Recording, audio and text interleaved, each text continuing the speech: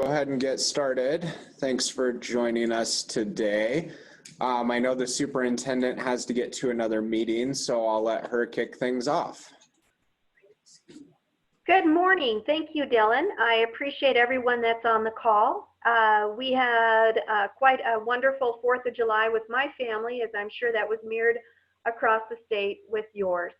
Glad that you're on. We do have, seems like a small agenda, but I know there's a lot to be going forward. So with Dylan, thank you. Thank you, Superintendent. I know first things first, we want to welcome our new Deputy Superintendent for Policy, Superintendent Tim Johnson, most recently from Corvallis. So I'll let Tim introduce himself.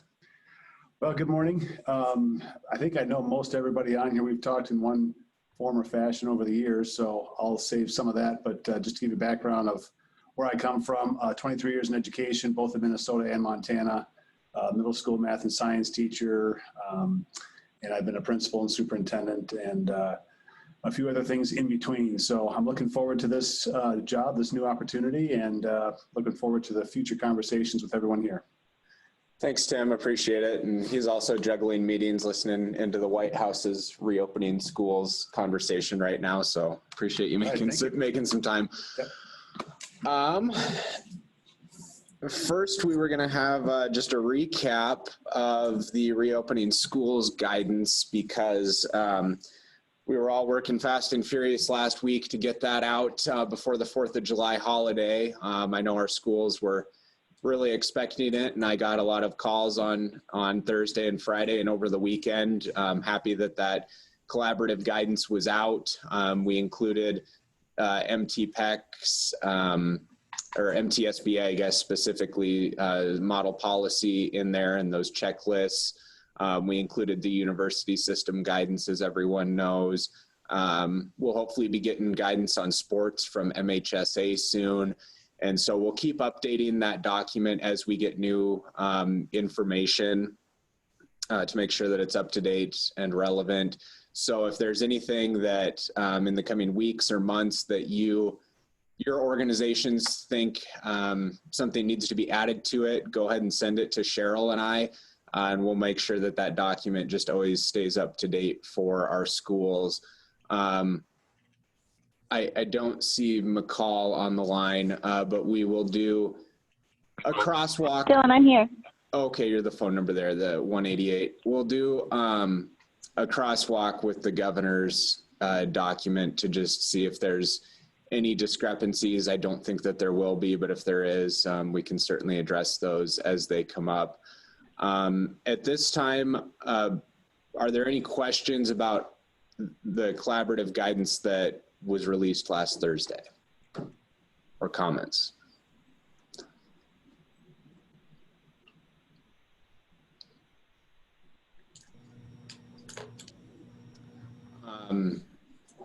Yep, thanks for that message, Angela. Yeah, we can definitely have a discussion on beefing up dual enrollment conversations and student teaching. I think that would be a great bridge between our two systems. With that, McCall, since you are on the line, would you like to talk a little bit about the governor's guidance that came out as well? Yeah, sure, thanks. Yep, last Thursday, Governor and Lieutenant Governor issued guidance for schools based on some discussions that we had with folks, and I'm assuming all of you have seen those. The phased reopening approach really does mirror the governor's Big Sky reopening plan. So if the government or if the state is in phase 2, schools will be in phase 2 as well. And Dylan, I do know that I sent those over to you, so I think that you guys incorporated some of that in your work.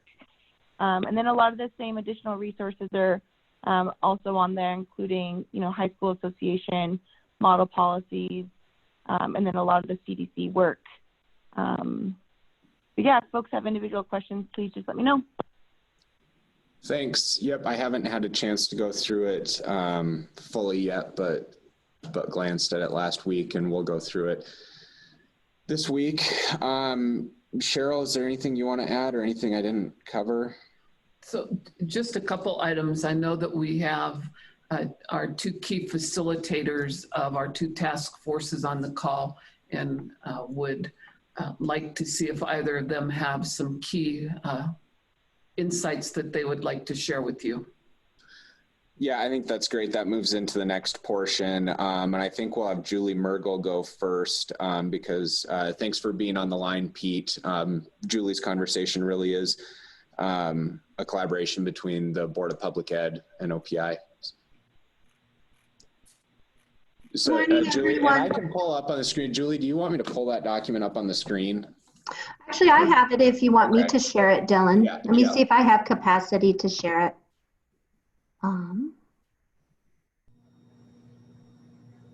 Good morning, everyone.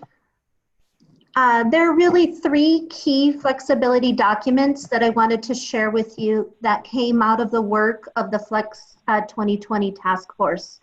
The first, and I put it in the chat box there, a link to it, but it's the letter that was sent to the superintendent that outlined the recommendations for the task force. Hopefully you guys, can you see it here on the screen? So this was one of the documents that was created, and you can see in here what were the final recommendations for the task force. For example, provide a holistic current flexibility crosswalk guidance document. That particular recommendation has already been completed. And so you can see on this letter here what were some of the recommendations that came in both the form of existing flexibilities and new flexibilities that the group had recommended. So I put this link to this letter in the box that you can see that there. Also, that crosswalk document that we just talked about that is already complete, you can see that crosswalk document that has been completed in the reopening guidance document in Appendix C for existing flexibilities. And this is on page 34. And you can find this guidance document on the OPI website. There's a link there. But I've just pulled up here, you guys, Appendix C. And so this is a document that has put together current flexibilities that are already in place that local agencies can use.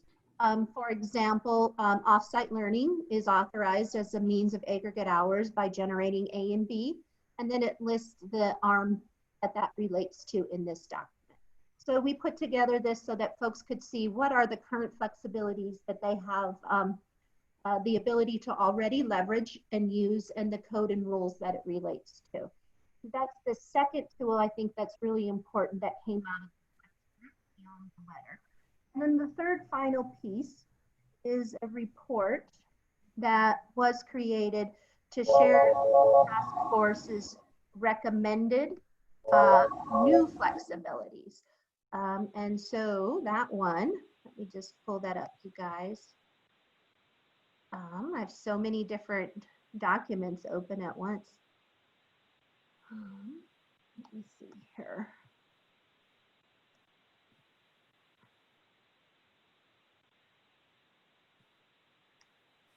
Okay, Dylan, can you see that? Okay, perfect. So the third final document that I wanted to share with you guys, that was a key document out of the task force, is this report on recommended new flexibilities. I provided a link for it there in the chat box, but it goes through and it just talks about the process that was used, as well as who was part of the committee, and then the 5 working groups. And then their recommendations are provided in this document in action plans towards the end. And so, for example, I'll go to one of the tables in the back, which you can see are just, it outlines the whole process that was used, and then it recommends the flexibility. So I'll just give you an example really quick. So for example, in the federal world around flexibilities for assessment, accountability, and reporting, we've put in here some pieces that the group had recommended around potential amendment that we might seek from the federal government to suspend the standardized assessments for the spring 21 school year. And so what we've included in here in this table is talking about when would we potentially look at doing that? And where is the Department of Education currently in terms of reviewing and accepting and engaging in conversations for waivers for the 21 school year? We know that there are 8 states who've already submitted a waiver to waive the assessments for the upcoming 21 school year. So by October 2020, with our stakeholder groups, we want to commence, and after school has started a little bit, after 2 months, take a look and determine if an amendment is necessary for those standardized assessments at that time. One of the things we also want to take a look at is a recommendation for an addendum to the Montana Consolidated State Plan to address the growth measures. Because of the federal waivers that we sought with assessment, accountability, and reporting back in the springs, one of the implications of that waiver, because we did not conduct the assessments in 20, is that we won't be able to measure growth of how did schools grow and did they meet the exit criteria for comprehensive and targeted. And that was a key discussion in the Flex Task Force, is saying, how do we still measure the growth that's going on? And is there a way to take a look at the exit criteria from those status in the accountability system? And so one of the things we're looking at is putting together a addendum to the Montana Consolidated State Plan to say, since we sought those spring waivers, there's an implication that now we're not going to be able to gather growth data. So how can we be thoughtful and creative around maybe using local assessments to measure growth data, or what are some other possibilities so that we hold schools harmless and they're not held in a status for longer than what is essential. And so that's another place that we're looking at. So I just wanted to take some time just to share with you guys, again, just 3 key documents that came out of that task force: that letter to our superintendent, as well as this summary report that you can find online. And then you can see that flex document that's in the reopening guidance for any current flexibilities. That's all that I have for you today. Stay tuned.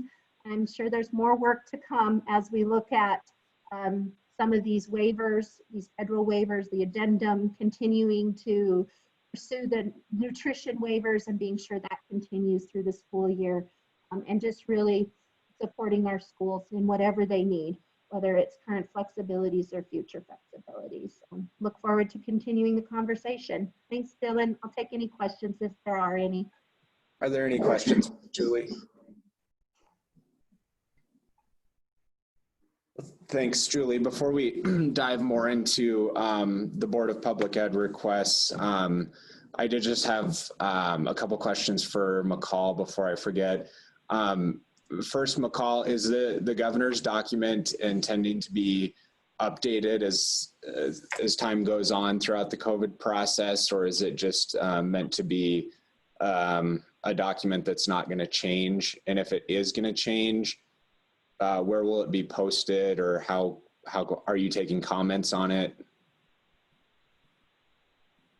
So at this time, we have not decided if we're going to change it, but I do imagine that if, more resources become available, that we'll be adding those, especially for schools as they start planning for the fall. So that is a possibility, and I don't have, a specific answer for you on that. Okay, we can just check on. And yep, and if there are specific comments, obviously those can come to me. I'm happy to receive them. Okay, thanks. Yeah, just keep us updated at future meetings if anything changes with that. I'm going to share my screen if I can.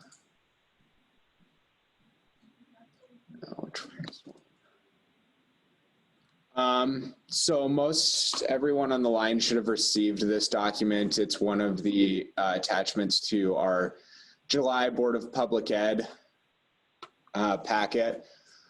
So Cheryl can dig into it a little bit. I know that in talking with my Southeast Mass region last week, they really wanted OPI and the Board of Public Ed to act quickly on some of these requests before the school year starts. School leaders want to know what type of regulatory landscape they're going to be working in.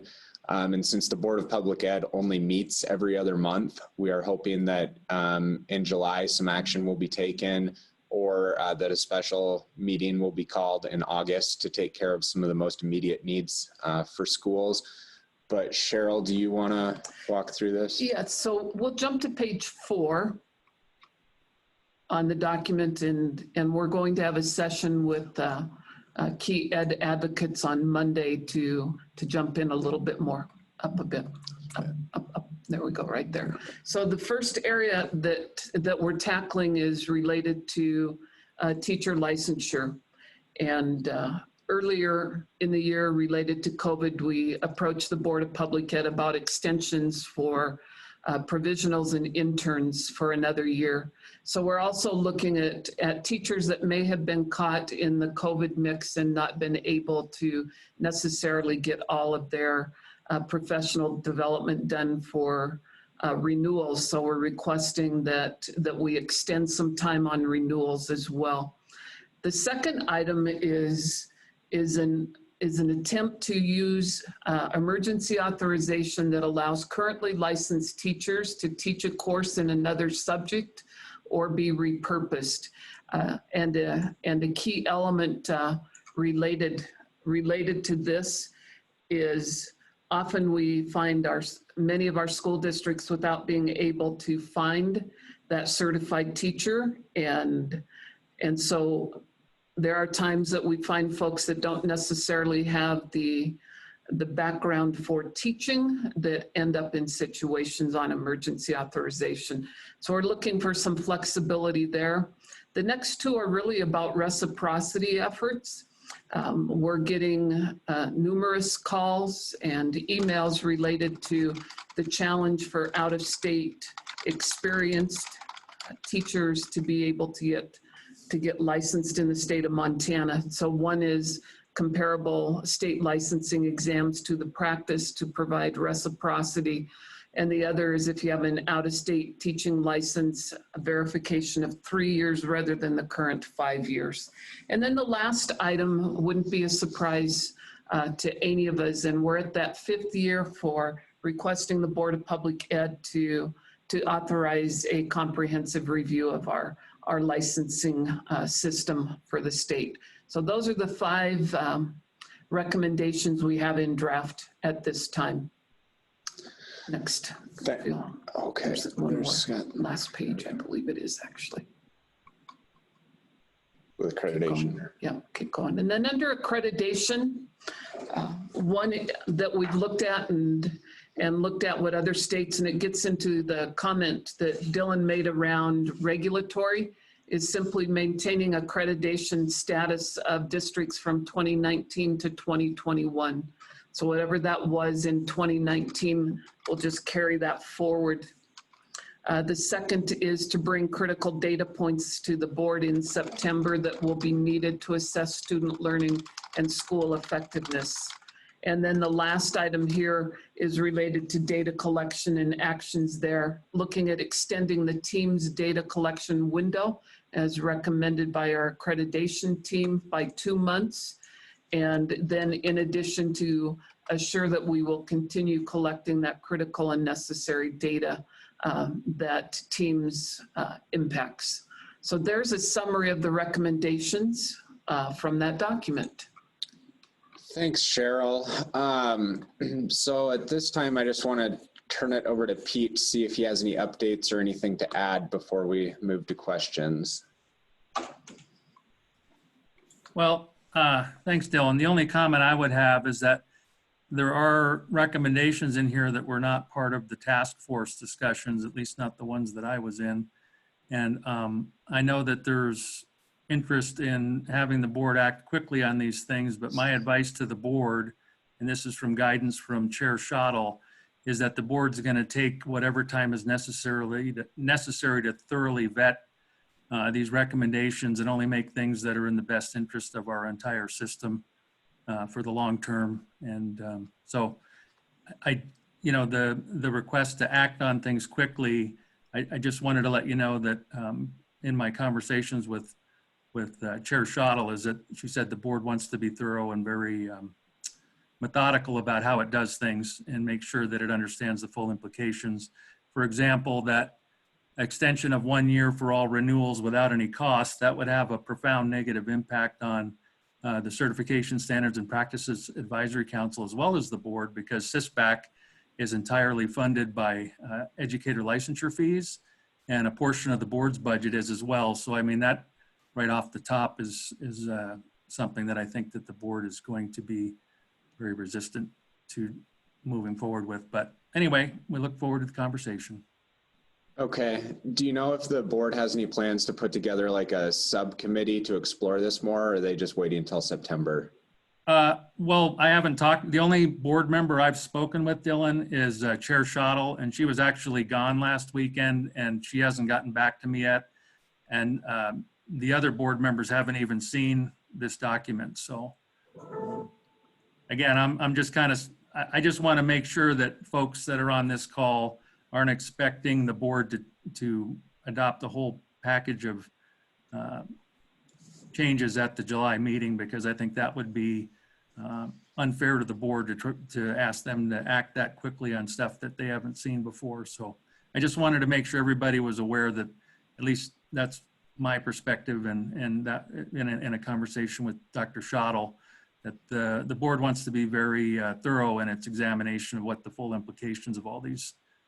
We understand that schools are struggling and in a difficult situation, but also at the same time, the board has a responsibility to ensure that, we are thoughtful and careful about. I think the board will welcome the review of Chapter 55 and Chapter 57. The board's always interested in looking for adding flexibility that doesn't compromise the quality of our system. And I think that conversation will be very welcome. And I know the board members will be enthusiastically interested in participating in that. Okay, thanks, Pete.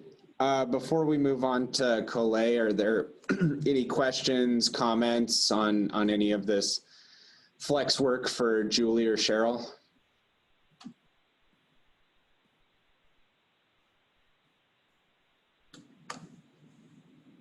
Anything else before we move on? Nothing else at this time. Thank you for listening, and we'll look forward to meeting with several of you on Monday. I think most folks are familiar with the recommendations on the Learn side of things, but I do want to let Collet just kind of give an overview and see if there's any questions for her.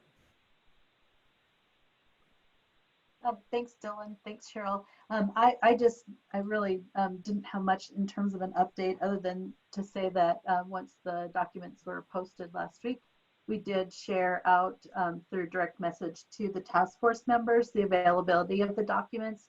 And my team is going to be updating our remote learning webpage with additional resources that were identified by the task force, as well as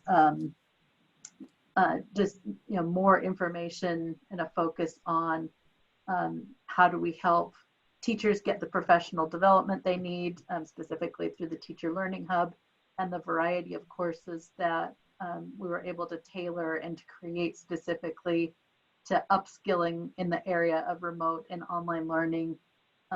We sent out a 3 big ideas that includes a list of 9 courses that are specifically focused on those competencies and skills in remote and online teaching. So keep looking for that information from us, and we're excited to be able to expand that type of support, because we know that regardless of the scenario that schools are planning toward, or the multiple scenarios that they're planning toward from that guidance document, that a robust digital platform for learning needs to be in place to support all of those scenarios.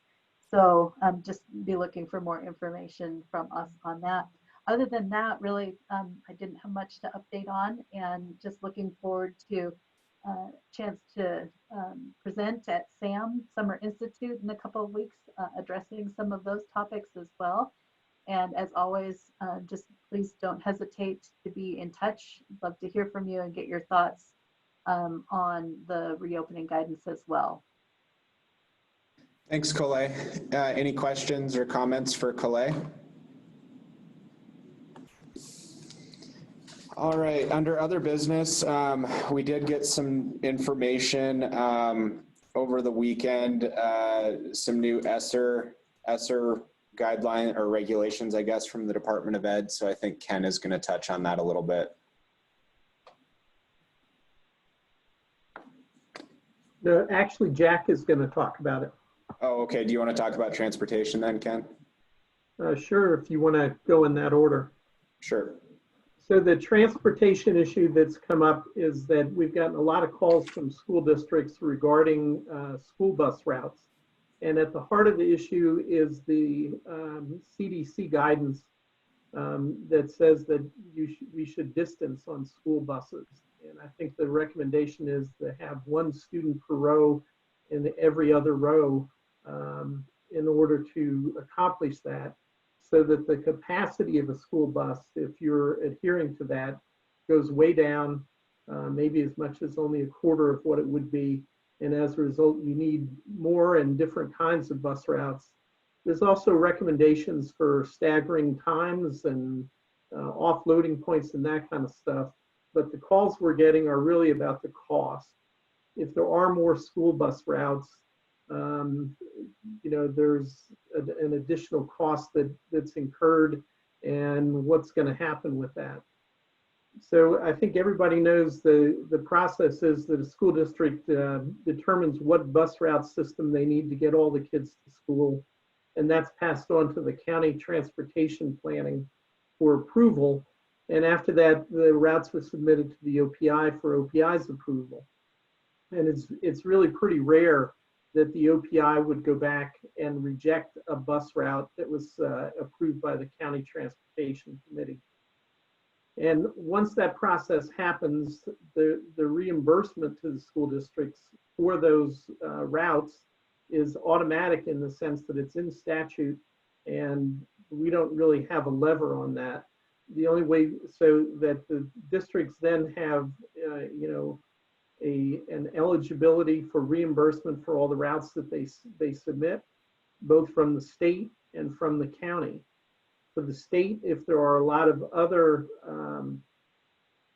if there are a lot of bus routes that are added this coming school year, of course, the amount of money we'll pay out will go up, and it's potential that we could see a request for a supplemental in order to cover those costs. Because typically, you know, the transportation appropriation is about $12 million, and we come in pretty close to that. Likewise, it's the same amount of money that the counties have to pay. And so to the extent that that reimbursement goes up, counties have to figure out how to come up with those added funds. And the primary way, of course, is to increase the county levy. So those reimbursements from both the county and the state are pretty much in statute. They both, of course, require action to get the money, like the legislature, as conceivable, could not approve a supplemental if it's required, in which case we would prorate. But again, the reimbursement is in statute. And so and I should say in the last part of this, if the added cost of the bus routes is not covered by the added state and county reimbursement, then the school district has some added costs. That they have a process whereby they could increase their levy to collect that money as well. Of course, this causes a lot of concern of what's going to happen to property taxes and the state funding, and we're still trying to kind of grapple with that. But basically, the advice we're giving out to schools is, you know, you need to set up a route system that gets all the kids to school, and the reimbursements that come in, you should assume they're going to come in, but understand that this is what has to happen. we had one call, for example, from a school district who was upset because at the county transportation plan, a neighboring school district increased their bus routes, and therefore the county was looking at increasing its levy. The second school district did not increase its bus routes, but of course its taxpayers would be hit with the same levy increase because it's a county-wide levy for the other school district. And again, that's not something that the OPI really has anything that we could do to change that. The only lever that we have right now is for that portion that's the added cost at the school districts. That would be an allowable cost for the ESSER grant. So to the extent that school districts wanted to use some of their ESSER funds to prevent having to levy more money, that is acceptable. And we're also going to be looking around to see, is there, from the governor's corona relief funds, are there any funds that might help counties out in this respect?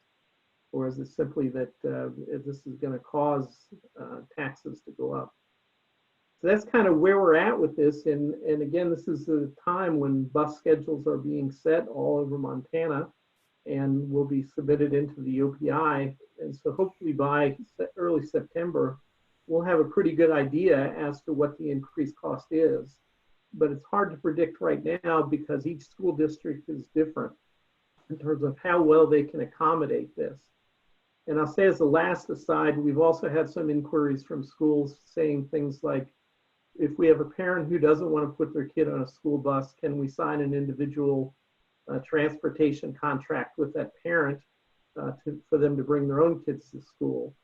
And again, the kind of simple reply is, well, it's in statute what's allowable under an individual transportation contract. And there's nothing that OPI can do to revise that statute. So again, we're being pretty straightforward, I think, in the advice that we're giving the school district. So let me pause there, and I'd really be interested in any comments or other things that you guys are thinking with this issue.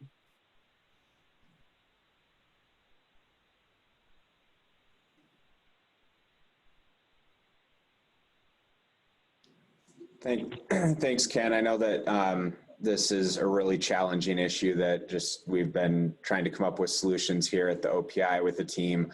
But if any of the groups on the phone have recommendations, that would certainly be helpful. It's going to be an extremely expensive problem at the state and local level. And like Ken alluded to, can cause rifts between districts within a county. If one chooses to expand their bus routes and another does not. There is a lot of local flexibility with bus routes. I mean, we know a lot of districts are running routes to pick up ineligible students for reimbursement. So they could look at altering their bus routes to serve the most at-need students. Or if it's simply not financially feasible, of course, remote learning is always an option, but it would be good if we can find some solutions here at the state level, being that this is one of the most expensive problems for schools with COVID right now. We do want some of that governor's, $1 billion to come to education in some form or another. And this might be one very helpful and tangible way for that to happen. But what are you hearing in the field? What are your constituents saying to the other groups on the phone?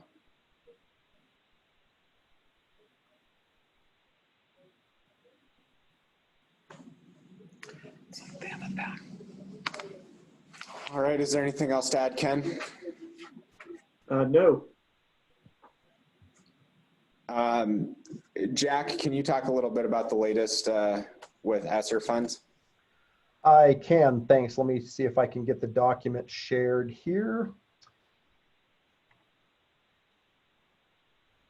All right, hopefully that the document is up and being shared. So for those of you who we'll say are seasoned like I am in working with federal projects and federal grants, know that every time that a department in the United States government makes a change to a law or a regulation or a data collection, that agency has to send out a notice on public comment for whatever that change is. So late last week, the Department of Education and the Office of Elementary and Secondary Education send out a notification that's actually being published today about opening up a time period for public comment on a new data collection under the CARES Act. Most everybody is aware that when the original CARES Act guidance came out, there was a section of that guidance that stated that all public and non-public school students would work into the allocation equation to determine the proportional share. And when the OPI had to do their reporting time frame next year on the number of participating kids, that report would be based on that total enrollment. A little over a week ago, the department issued a final interim rule giving districts the option of either going with the first guidance option, which says that you were going to figure out the proportional share based upon the total enrollments of the private, non-publics and the public schools, or you could base it on the low-income kids in the public schools and the low-income students in the non-public schools to determine that proportional share. And of course, that would lower, in most cases, the amount of proportional share funds that went off to the non-public schools. It doesn't affect the number of eligible students any, it just changes the funding mechanism and how that goes. So with that second option, the department had to issue this new data request that would state that if a school chose, or district actually chose to do option 2, that this data would have to be reported. And so this is just opening up a comment period for the states and for districts and schools to make comment on this new data collection. For those of you in the field, it's not really going to change anything on your end. The ESSER applications, we already have a script in there to calculate that total number of students, and under option 1, and on our end it'll just be asking our grant management company to write in a new script to gather data if a district chooses to use option 2. So for the district end, it's not going to change anything. It's not going to add any more work to whatever option you're planning to do. It'll add a little bit on our end, which is just basically adding something to the computer program. But again, this notice just is going to allow the districts and states and schools to make comment on this new data change. Thanks, Jack. Have any districts said that they want to pursue option 2? I've had one. Okay. Are there any questions for Jack?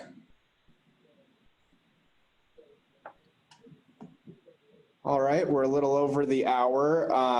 Is there anything else for discussion? Any updates from the other groups on the phone?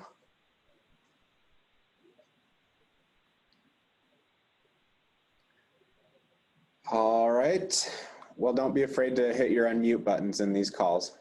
If there's nothing else, we can go ahead and close this out. And when is our next meeting, Christy or Cheryl? Next week. Next week. Okay, so we're doing these weekly. All right, thanks everyone. Have a good rest of your week.